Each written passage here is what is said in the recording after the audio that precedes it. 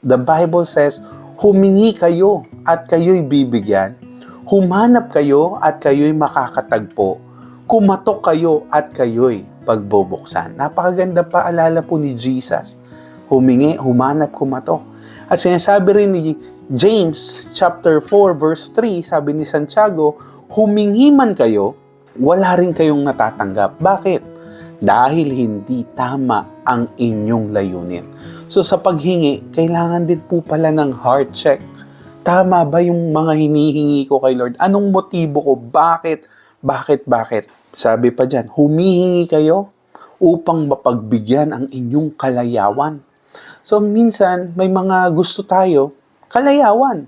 Pero, discern, Lord, is this your will? Lord, ito po gusto ko, pero gusto niyo po ba ito para sa akin? Kaya ang ganda po, may layunin tayo, may goal tayo, discern God's will. Hindi lang puro will natin, kundi will din ba ni Lord? Kaya humingi, humanap, kumatok, and kasabay nito, maging tama po yung ating mga layunin.